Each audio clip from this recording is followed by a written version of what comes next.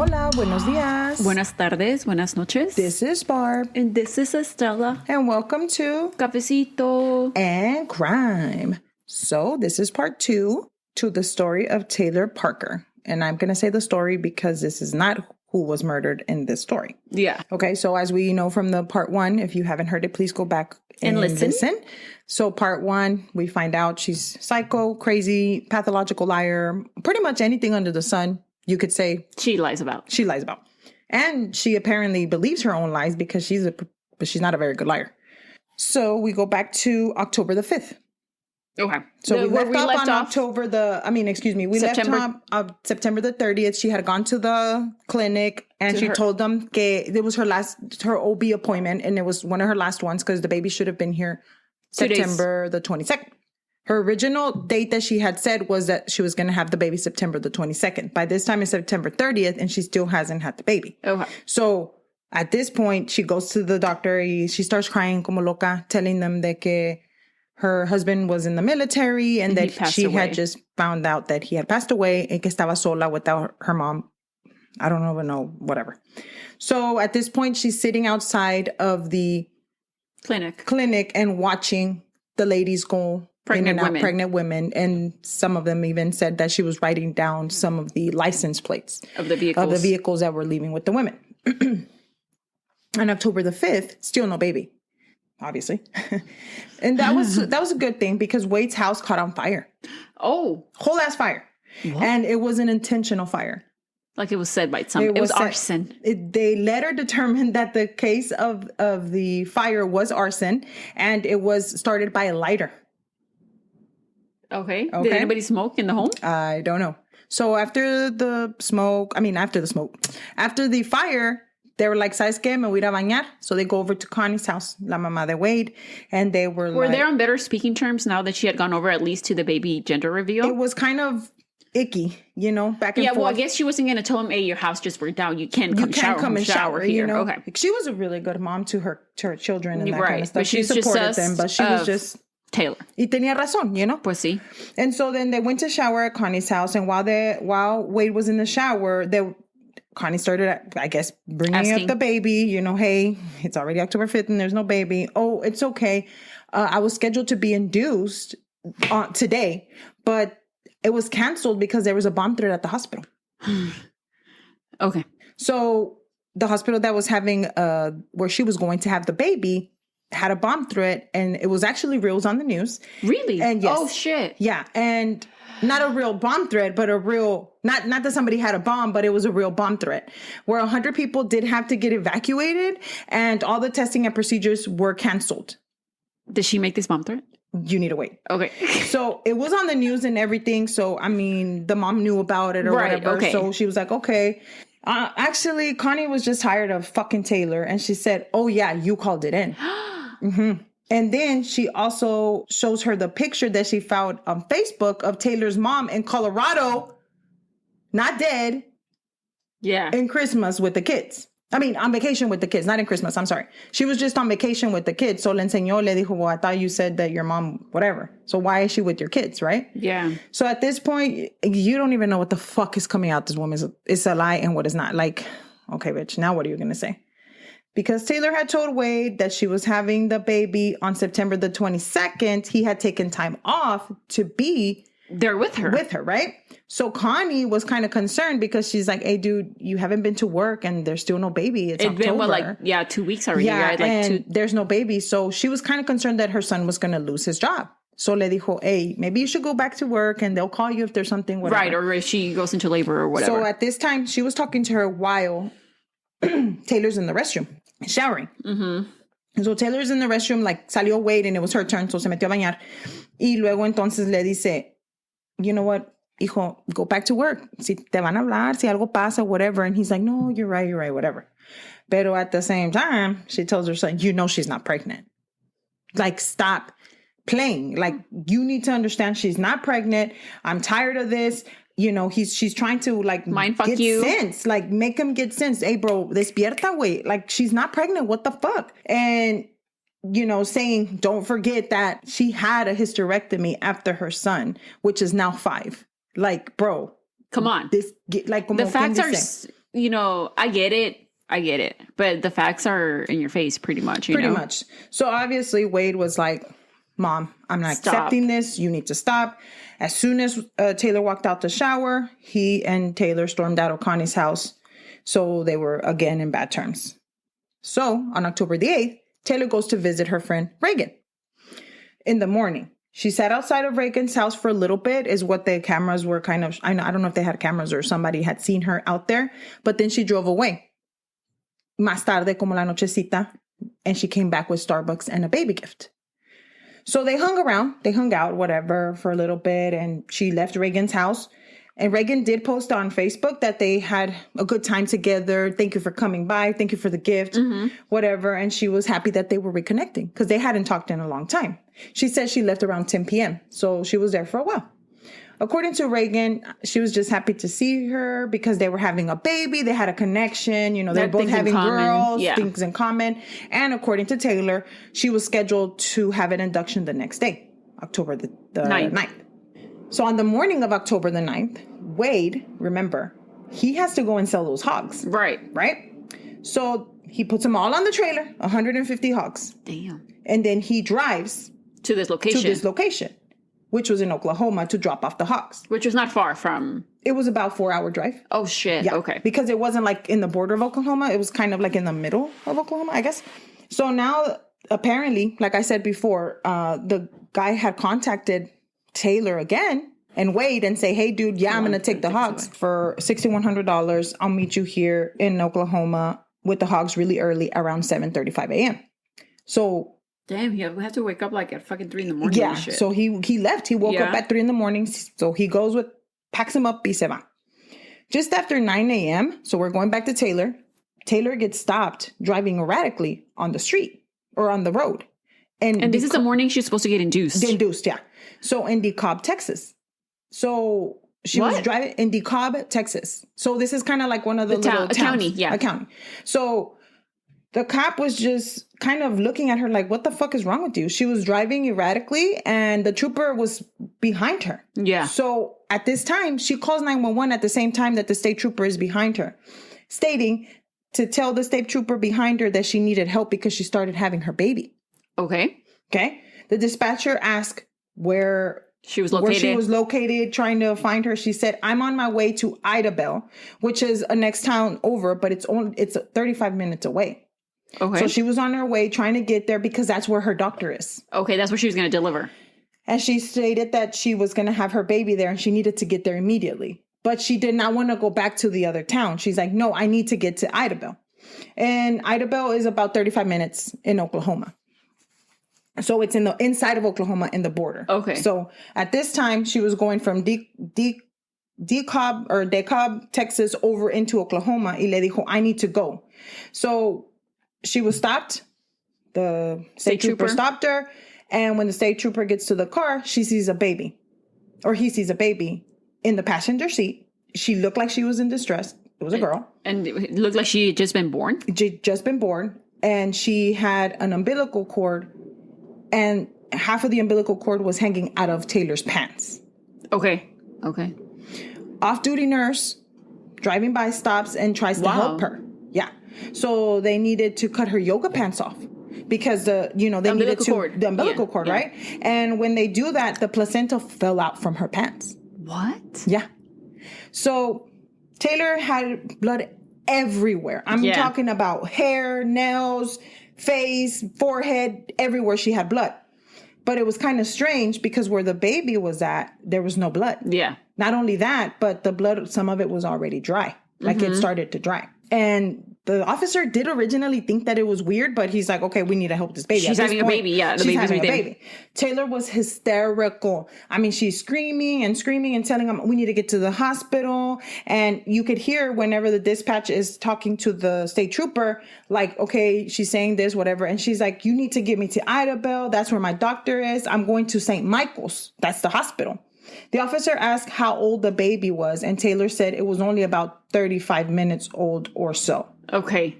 According to her. Okay.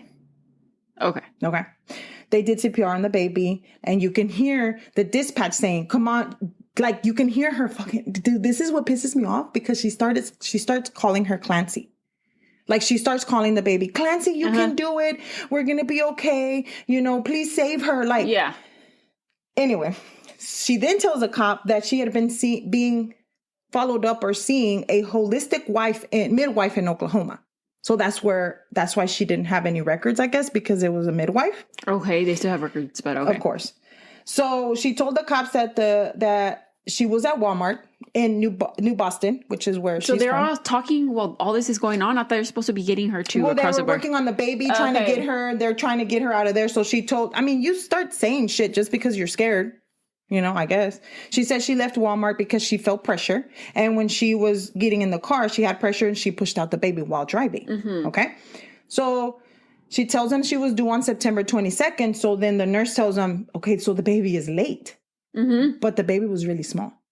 So they're like, okay, something must be wrong. It looked like the baby was premature than overdue. So the nurse is like, this isn't right. You know, we have to get her to the hospital. They start working on her and they're driving to the hospital. While they're driving to the hospital, she calls Wade to tell him that she had the baby in the car and that the ambulance was there and that they're getting help. Yeah. Okay. So we're going back to Wade.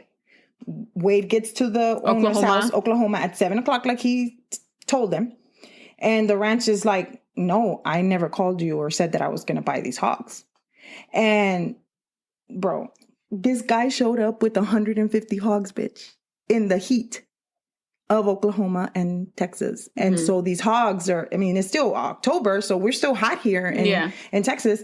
And so he's like, no, I didn't expect you to come here. And he started getting really upset because he's like, I'm not buying you these hogs. And you just drove. He's like, but I drove them here. No, like, I'm not buying this. Wade said, here are the text messages. You told me to come. So Wade then shows him the text, and this is what the text said. Wade, this is Scott. I will see you both in the morning around 6:30 to 7. Taylor said the check once again, 6:30 to 7. Taylor said the check should be made out to Wade Griffin, totally $6,100. I had 7 groups of hunters this weekend, and I need those hogs by tomorrow for sure. I already turned 2 guys away with hogs. I guess they were going to go and hunt. I guess that's what it works. He's all like, I'll send you the address for the GPS. Thanks, man. So he shows him, like, you said for me to be here. Yeah, at this time. And the guy's like, that's not my number. And then when he saw that it said that it was to Wade Griffin, he remembers. Griffin was the name of the person that he was texting before, which is Taylor Griffin, according to her. So he's all like, this is a scam, dude. You're lying to me. I told you that I didn't want those, and you're telling me, yes, you're here. So he walks away, goes back, and he tells his property manager, hey, you fix that. I'm not buying these hogs. Yeah. So I'm pretty sure that he kind of was like, hey, come on, buy them or whatever. I don't know how that works. And so then they go back and forth. He's like, he goes back and tells the manager, hey, these are pretty good. I mean, he goes back and tells the owner, the manager, hey, these are pretty good hogs. Let's buy them for a reasonable price. Initially, the deal was off because Taylor made it seem like she didn't know what the fuck she was talking about, which she didn't. But Wade knew what he was talking about. And he does that. Yeah. So they are legit hogs. Let's take a quick break. Persons of Interest is back, and it's bigger than ever. That scream will echo in my head for many years. Taser! Taser! Taser! He's gonna shoot! Oi! Shot fired! Shots fired! Shots fired! Stay out! You gotta go on you! He had the perfect aim. I am absolutely stressed at that point. I have no idea where my officers are. Persons of Interest available everywhere you get your podcasts. At this point, Wade is like, just take the fucking hogs, dude. Yeah. Like, I cannot go back with these hogs. It's hot outside. I guess they die because there's no like air conditioning in the fucking back of the trailer. So then he said, here are the hogs. And he said, I'll buy them for $2,500. Ooh. That's a big loss, dude. Like from $6,100 to $2,500, that's a big loss. That's a lot. So we're going back to Taylor and her shenanigans. So a couple of hours before, around 7:22 a.m., after Taylor had left McDonald's, she goes to her friend Regan's house. So this was how we find out through the Google, like to kind of like follow her. You know how they had those back then, and they still had like Google Follow, Google Map, whatever. I don't know. Back Google then, app. bitch, is like a couple years ago. Years ago. So a couple of hours before, at around 7:22 a.m., Taylor left the McDonald's. And based on where her tracking was, she ends up at Regan's house, right? So Regan, husband, Homer, started getting some really weird text messages from Regan. And it was saying, like, she just wants to be happy and it's just not working.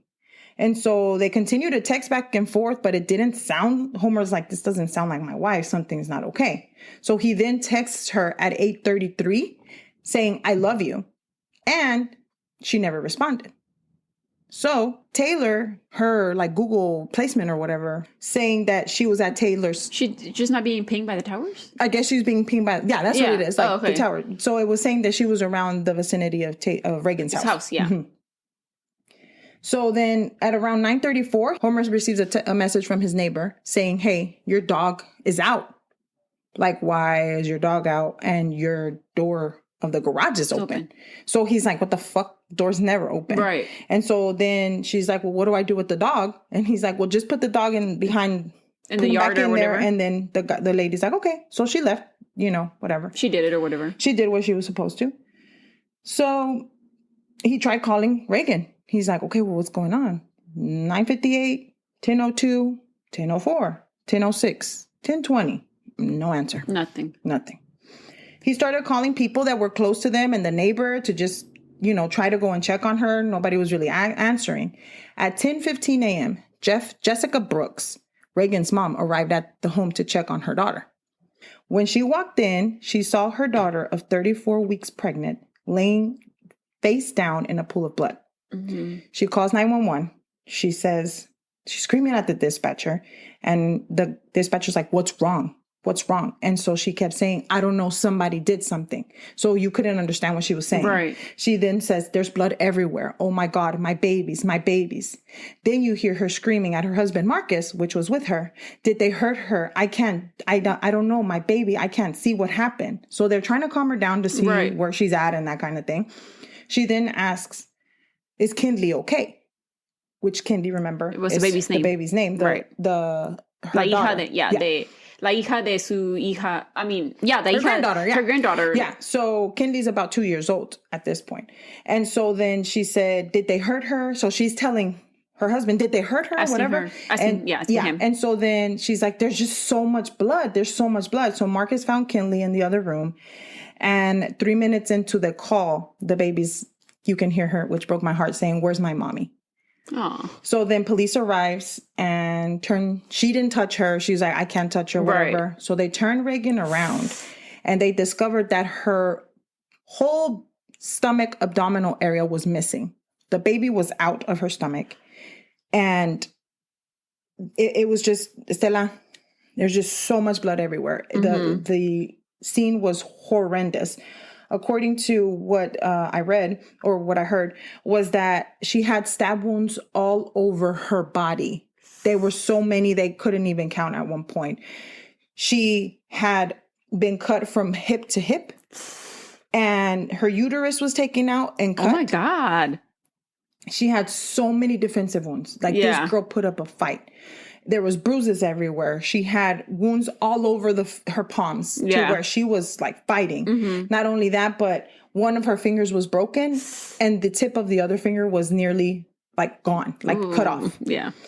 So there was a bloody handprint at the fridge door, as well as there was a bathing suit, which we assume it was Kinley's, in the living room, soaked with blood. Next to it was a diaper full of urine and soaked with blood that was next to the couch.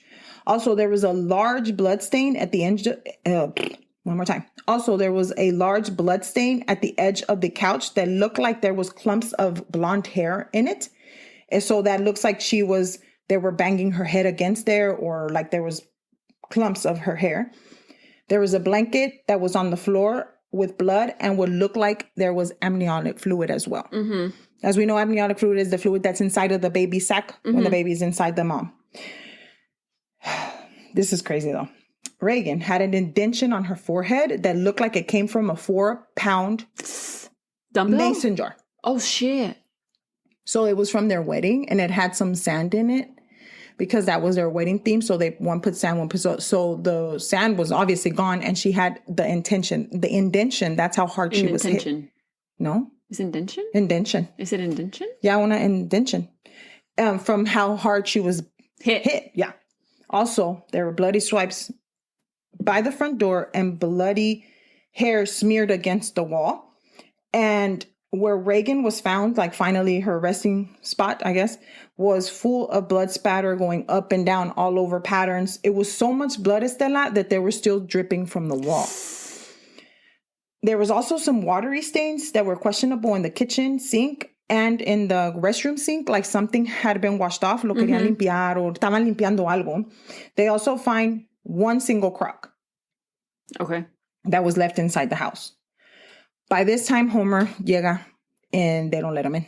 They said, no, you cannot go in there. The police is already there? The police is there because by the time, pues él mandó a la mom, pero la mom de aquí que le habló y todo eso. De que él llegara, he's se like, viniera. no, yeah. There's no way you can come in. And the neighbor, he calls his neighbor that was originally helped him with the dog. With the dog in the garage. Tell him that his wife was dead. While all of this is happening at Regan's home, across town, across the border, they're trying to figure out what happened to Taylor because she just gave birth in the car. Right. According to Taylor. At the hospital. Yes. So Taylor was at the hospital, and when they went to check her to make sure she wasn't having any internal bleeding, any of that, there was no blood. There was no stomach either? No stomach, no blood, no nothing. When they do an ultrasound, there's no signs of a baby being in there. Or a baby had been in there. And at first, she denied for them to check her down there. She said, no, I can't. Then the police gets there a little bit after, and they're like, they have to check you, bitch. Like, there's video of, I actually have... A placenta just came out of your pants. Like, I have a whole ass placenta. Like, where did this come from? I actually have video that I'm going to share with you later, so you can watch it, because it was crazy how they talked to her and everything. Now, at this point, she's insisting she's pregnant. They drew blood. That she's currently pregnant? No, that she was pregnant, that she had the baby. They drew blood. There was no pregnancy hormones in her blood, but she was insisting that she was pregnant at one point, and she just had a baby. Right. Which, like, do you think we're stupid? Like, how are you going to get out of that? How? You're going to a whole ass hospital. A whole ass hospital. Okay? Now, around 1 p.m., all the local and surrounding cops were there. Oh, like they had heard of what happened. There was a missing baby and a murder that just had occurred. Right? At 1:22 p.m., the baby that Taylor claimed was hers was taken off life support, and she was pronounced dead. Doctors say that she would have made it, but she did have a lack of oxygen while, I guess, something was going on. But did you say that the placenta was wrapped around her neck at first? No, that's what Taylor said. Oh, okay. Yeah, that there was a umbilical cord, according to Taylor. I don't know. At this point, they go to the hospital and tell her, "Hey, bro, like, there's a baby missing." The police. The police says, "Hey, you show no signs of ever being pregnant. You don't show any signs of being pregnant, or having been. Stop lying. Tell us the truth." There's a point in the video where, and this is how I got into the story, because I got, and TikTok, they show you the body cam. Yeah.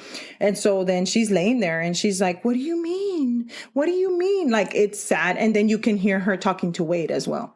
Like, "I'm here. I had the baby. Da da da." Yeah, no, it's sick. So then they connected the dots.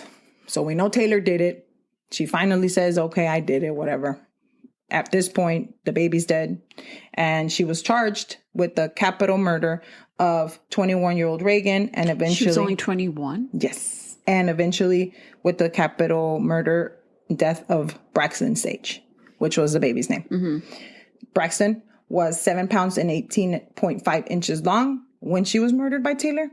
Taylor was interviewed, and she said that her and Regan... So this is now after post everything that happened. So we know that Taylor killed Regan. So this is the story of the murder. Like what actually took place at the time. According to her. According to Taylor. But yeah. So to sum up everything, this was the story of Regan Hancock and Braxton Sage Hancock. This was their murder. So Taylor was interviewed after, and she said that her and Regan had gotten into an argument and that she pushed her down, right? And Regan asked her to take the baby out of her. What? Because she said that she felt like she was dying. But you just pushed her down, bitch. Yeah. So, que ella le dijo, sácame la baby, just get her out of me, just get her out of me. When police asked her where she get the knife from, she said that it was from her medical kit that she used to use when she would go hog hunting. Okay. She told the police that she put the scalpel down when she was done, like slicing her up or whatever, but it was a lie because the autopsy actually found the scalpel was broken inside of Regan's neck. Yes. Yeah. Oh, yeah. So she didn't put it down after just cutting her open. Like she used it for some reason. She used it. She told authorities she took the baby out while she was in the sack, and the baby, according to her, was not breathing anymore. She said that she had the cord wrapped around her neck, and she told Regan, she's not breathing, and Regan yelled, "Get out! Get her out of here! Go!" Right? What? I mean, obviously it's a lie, but obviously. So she says, I then laid the baby on the floor, but I don't remember stabbing her again. The Regan. She said, I don't remember what happened next. So the police told her, no, we know you stabbed her. I'll tell you what you did. Multiple times. Yeah. More than once. Exactly. More than twice. Taylor said that Regan was still alive when she left and that she was over there because actually Regan was worried about her. She said that Taylor had been having some like headaches and migraines, so estaba preocupada por ella y que le dijo, come over so that you can rest. So then, but she said that she had a really bad migraine, so that she blacked out. And that's why she doesn't remember stabbing her so much and killing her. And that she woke up at a funeral parking lot. What? I don't know, girl. At this point, this girl, when she got to Regan, she said that she pulled to the driveway and that she was forcefully pulled out from her car by Regan. And she was in and out of it. And then she said that Regan scratched her and she kept she said, I kept going in and out. Where in the story is this? Like what part? When she gets to Regan's house. Oh, before she even anything went down. Anything went down. Okay. Yeah. But this is this is Taylor's story. Right. Taylor's version. Yeah. Not Taylor's version, but This Taylor's version. Yeah. So then she said que she kept hollering her y que no sé qué, y que yo te meto, y que tú te sales, y que la verga. And it all turns out that Taylor said, you need to wake the fuck up. She told Regan that she needed to get away because something was not okay with her. And Regan would not let her leave. Okay. Yeah. So it was her fault, basically, Regan. Mm-hmm. And that's when they started to fight each other. And she said that that's when she pushed her down. Now, here's the deal. They could never find Regan's phone. Still this day. Okay. Because that's the way they were going to prove that, first of all, you were texting back and forth with Regan. And second of all... That was the way that she probably offered to go to her house. Not que ella la invitó. Or nada más llegó or whatever. Because it was early, bitch. Yeah. Like, llegó temprano. And I feel like maybe Regan was getting ready for the day. Le cambió el pañal a la baby. Yeah. That's why there was still the diaper there. She had just woken up.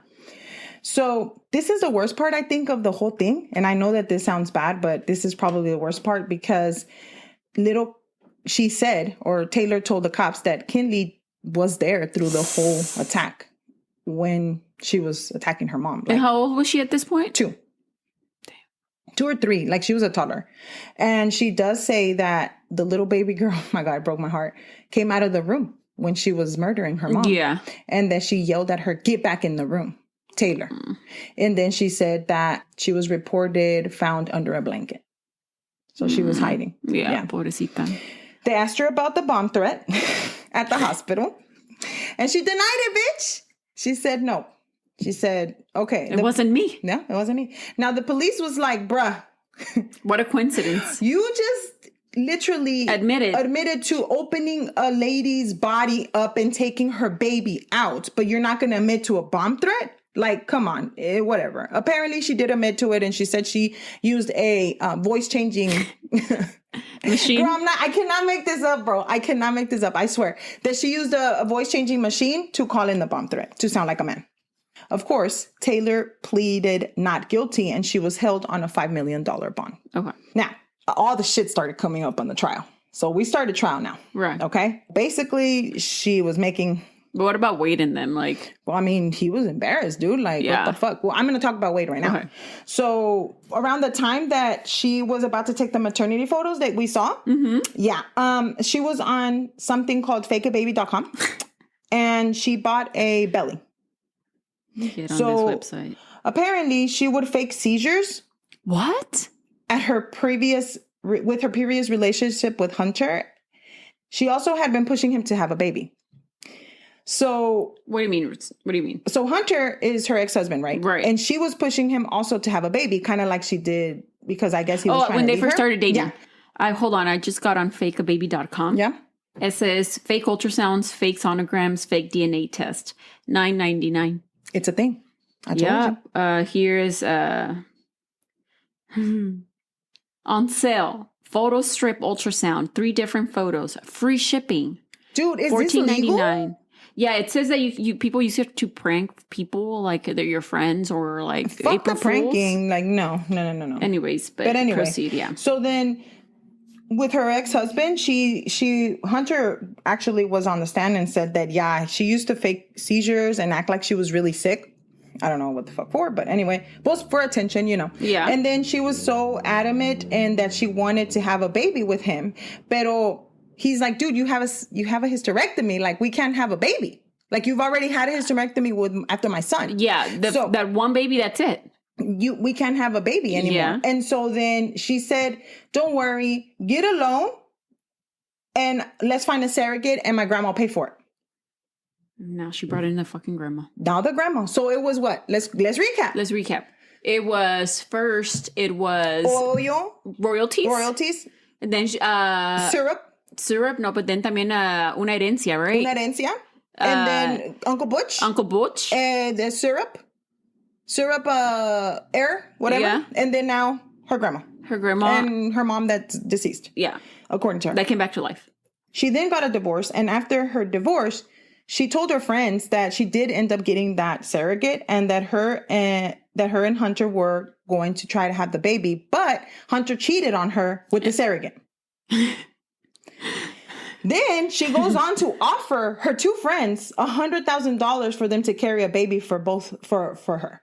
And just Hunter, her. For her and Hunter. But even though Hunter had cheated on her, they were still going to get... Okay. Exactly. And of course, thank God, both of them declined. Now, when she was at the trial, she didn't show any fucking emotion, dude. Like, I don't even know. Like, feel bad, bitch. Like, I was just waiting for her to be like, I feel bad. Like, I apologize. I mean, it doesn't mean anything, that I did this. Like, something, right? So the timeline of the murder was laid out in the trial. So they say that on September the 15th, around that time is when she started to get desperate because it was getting close to the due date, right? So she started Googling things like how to perform a C-section, like hospital births and all of this shit, right? She was outside when she was crying. Remember that we talked about October? That? Yeah. She was writing down license plates. Yeah. Because she's like, fuck, I'm like, I need to do something. After she left Regan's house the night of September the 8th, which remember she had gone over, they talked, that's when they reconnected. Yeah. She goes home and in between the times of 3:11 a.m. and 3:30 a.m., she made 5 phone calls to a county hospital. At 3:45 a.m., she had a phone call from Wade's phone. Then shortly after that, it shows him going to Oklahoma. So this is a timeline of after she left her house, she went back home, she started Googling. You said September 8th. Is September or October? No, it's September. I mean, October. I'm so sorry. Okay. October 8th. I apologize. October 8th, she goes home. And you can see where Wade is going to Oklahoma on the map or his pinging of the towers. And at 4:28 a.m., she watched a C-section at a 35-week-old baby. Which is what Regan was 35 weeks old, yeah. So, do we know what caused the baby to die? Yeah, the lack of oxygen. Because she took her out, but she's not a professional. You need to make sure that you're taking the amniotic fluid out of the baby's mouth and nose. You know, they have to turn them. I mean, there's a lot of stuff going on. The baby's not just born and then that's it. No, there's things that happen after the baby is born. That's why you need to be at a hospital or with a midwife or somebody professional, you know? So she saw the videos of Regan, the C-section at 35 weeks pregnant, and that's how long Regan was. So that's how far along. Excuse me. So she left the house at 5:36 a.m., right? That day. In October. Investigators have been able to narrow down that Regan died between 7:52 a.m. and 9:14 a.m., which is around the time that both of the cell phones were pinging in the same spot. Yeah. Then the cell phones, both of them, moved away together with from Regan's house. Right. No phone has been found. We're going to go back to that. There was testimonies up the ass, bro. Everybody was testifying. Wade, his mom, Connie, the clinical staff. They were... Now, this is crazy about the clinical staff, bitch. She invited them to her gender reveal knowing that she wasn't fucking pregnant. Wow. So, yo no sé por qué hizo eso. Like, quería que fueran to stay face or... Like... That's a thing. I don't know. Like, I'm trying to... Like, do you want them... Do you just want the attention? Do you want pee-pee? Not pee-pee. Do you want people to just fawn over you because you're expecting a baby? Like, that you even... Do you even get that close to the medical staff where you... I work in the medical field, but and still, I do love my patients, but my patients is work. And when I come home, it's home. But I don't get close. During the pandemic? During the pandemic. Like, so what? The thing is, the whole time, this lady knew that she was not pregnant, right? And obviously, she didn't go to the gender reveal, thank God, because that would have been kind of like weird. Awkward, but whatever. So during the testimony, we bring up Wade, and they say that, Wade, why didn't you know that she wasn't pregnant, bitch? He knew. What the fuck, right?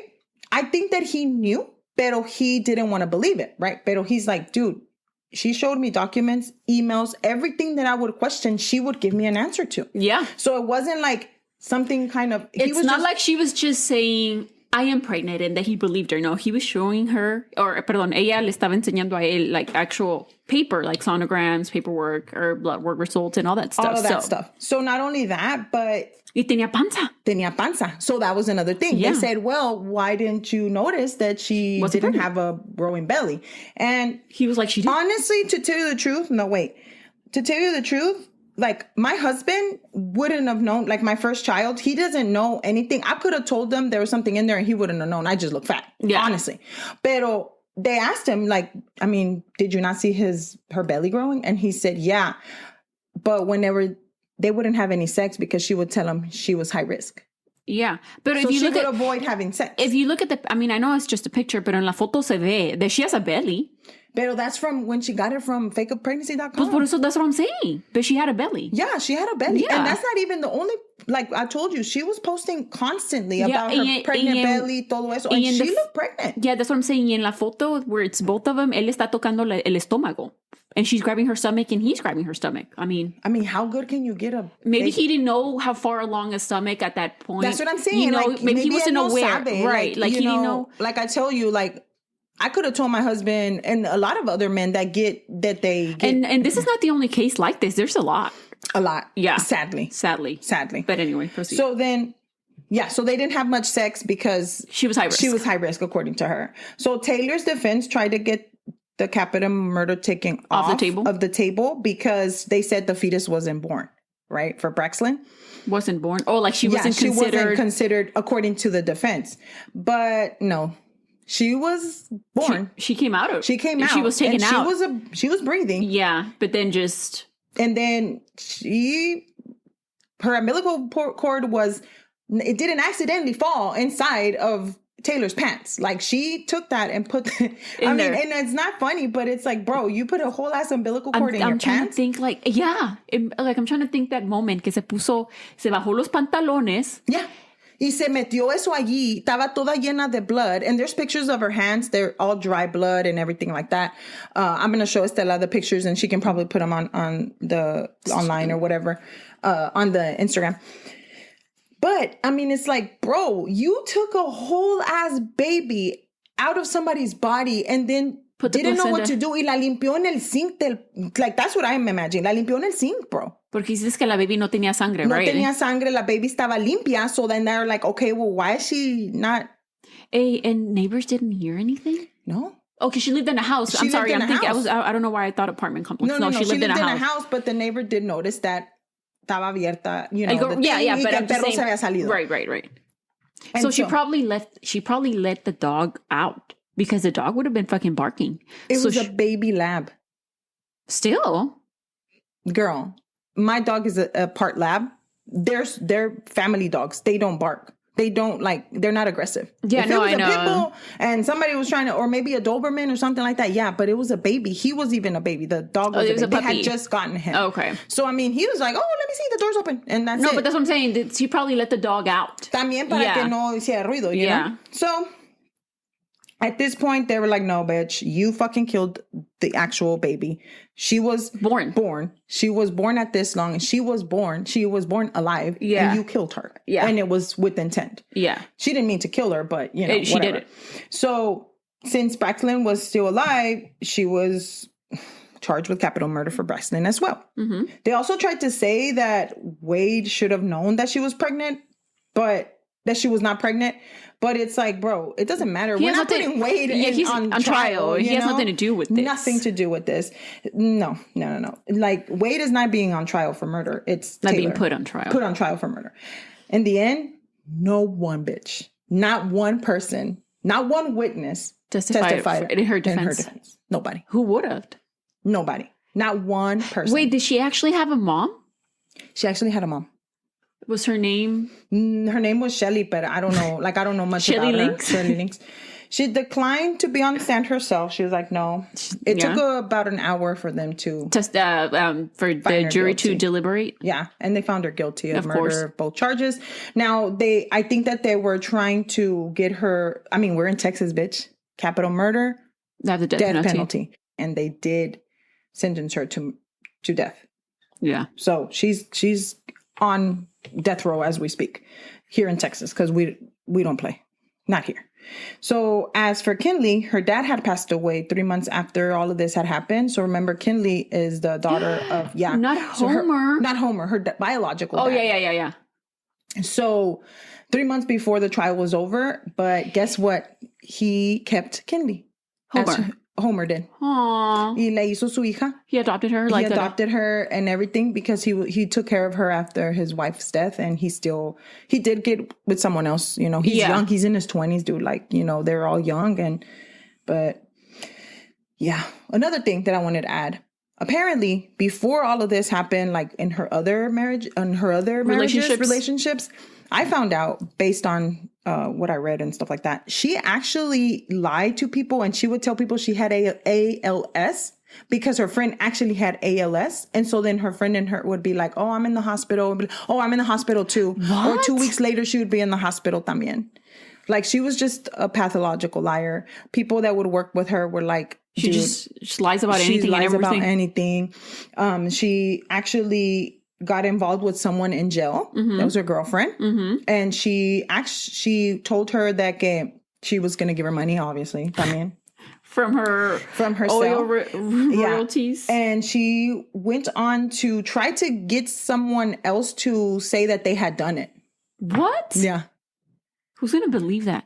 Dude, how do you think, you know, something has to obviously is wrong with her, because you're already been convicted and sentenced to death. Mm-hmm. How are you still trying to find somebody to take the fall for you? Yeah. She told this girl that was kind of, I guess, mentally unstable at the jail. Prison? Y le dijo que fuera a decir que it was her or whatever. And I mean, I don't really know much information about Wade.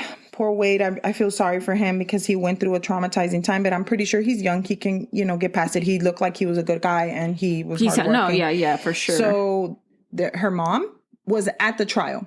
Whose mom? Regan's mom. Regan's mom. Mm-hmm. And she said that the person that had killed her babies was pure devil. Evil. She's the devil. Yeah.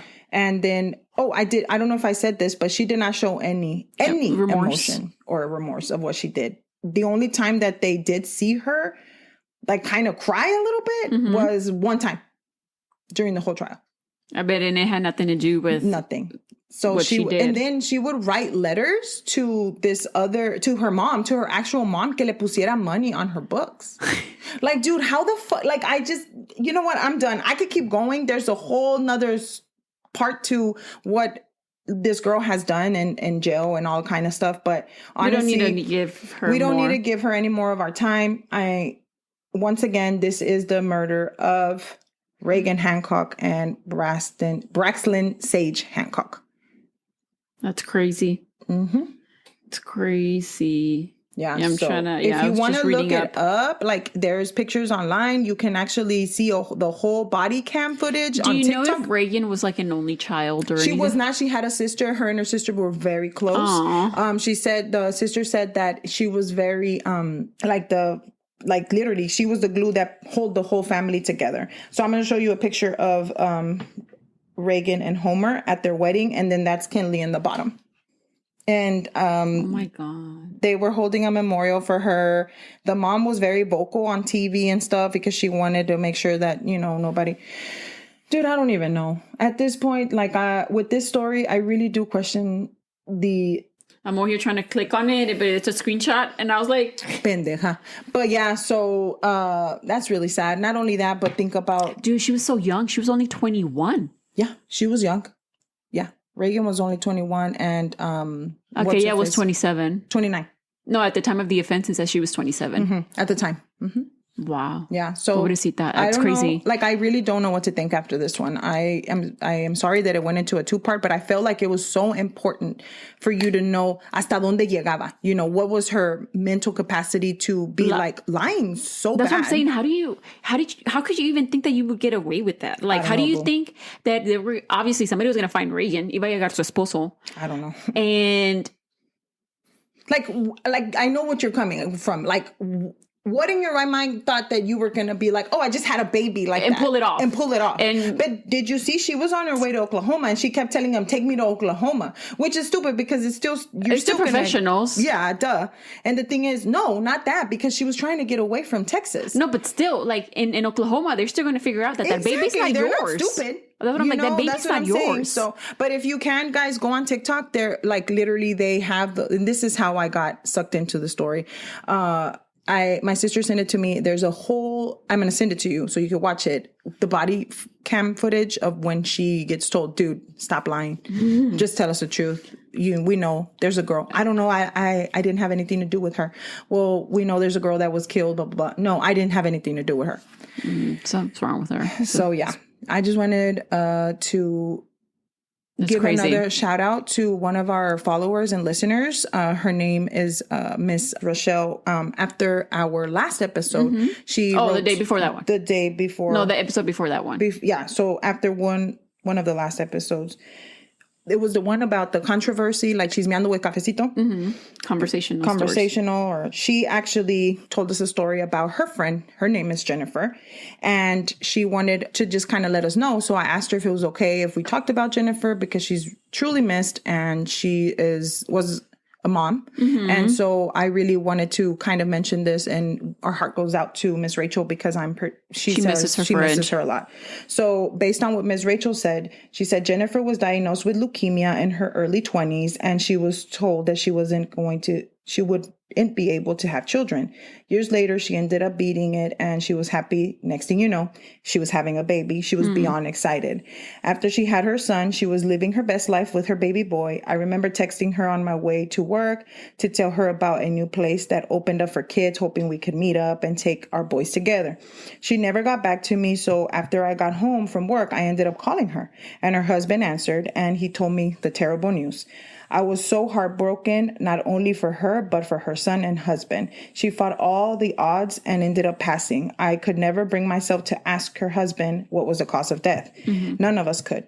She was the nicest person you could meet. She had a great personality, and she was always so happy. I always admired that about her. I think about her all the time. She's very missed.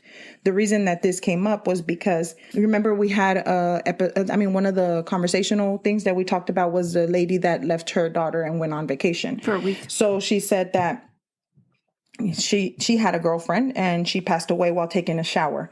And she had a 2-year-old son. Her husband was out of town visiting family, but was going to be home that day. He came home and he hadn't been able to get a hold of Jennifer while traveling back. He gets home and he gets into the house finally. And then she finds her passed out in the shower and their son in his crib alive, but very lethargic and very soiled. She passed away the day before, so the baby was in his crib for a whole day and a half.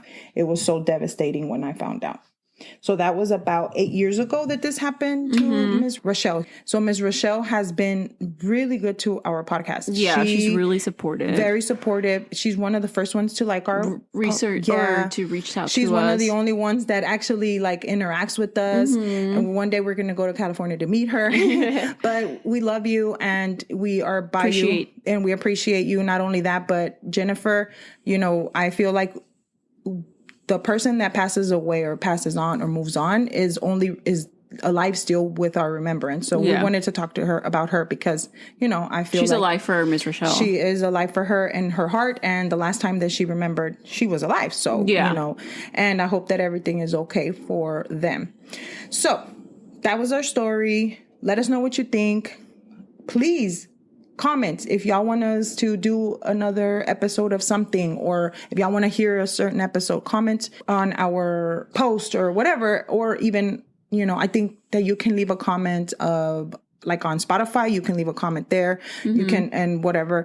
Please share with your family members if they would like to listen to these crazy. If you think that they'd like to listen to it. They'd like to, because I know we're a special kind of tea. So if you can follow us on Instagram at Cafecito and Crime Pod, or you can send us an email to cafecitoandcrimepod@gmail.com. I'm sorry, it's hot in here. Thank you. You guys have a wonderful rest of your day. Bye.